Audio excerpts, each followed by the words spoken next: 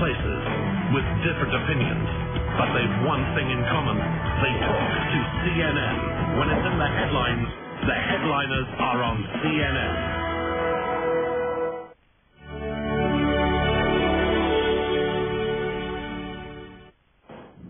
Well, as you've just heard, Lakshmi Mittal has paid double what he first offered for Arcelor. So has he got himself a bargain, or is he perhaps overpaying for a company in a difficult sector? Well, for more, I'm joined by Jason Hunter, who's the managing consultant at Steel Business Briefing. Has he got a bargain, and indeed, has he actually got a bargain? Will this deal go through? I think he would have had a bargain, Finola, if he'd actually got the deal at the price he offered in January. What he's paying now, I think, is more of a fair price for what he's actually getting for his money, which is a very high value-added company with a phenomenal distribution network, certainly in Western Europe, which Lakshmi Mittal and Mittal Steel are currently missing out of their European operations. So, yeah, he's getting a lot for his money. And is he going to get the company ultimately? Is that the done deal? Well, at the moment, the only legal done deal is the strategic merger, strategic alliance with Severstal out of Russia. Now, more than 50% of the shareholders of Arcelor, the current shareholders, have to vote against that on Friday's shareholder meeting. If they don't, then that deal will continue to go through.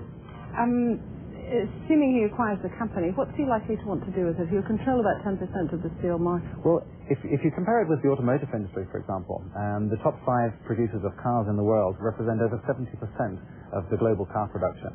The top 5 steel producers in the world will still represent only 16%, even after a Mittal-Arcelor merger.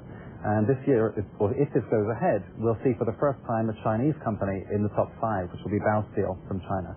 There are a number of other issues that they will need to clear up before this Mittal-Arcelor combination actually happens. It could be quite messy over the next 6 to 7 months. Why is that? There's the de facto situation. Mittal Steel has promised this to ThyssenKrupp out of Germany. Arcelor saying, no, we want to keep it in the group. There's another facility in China which Arcelor has been negotiating with Beijing to acquire.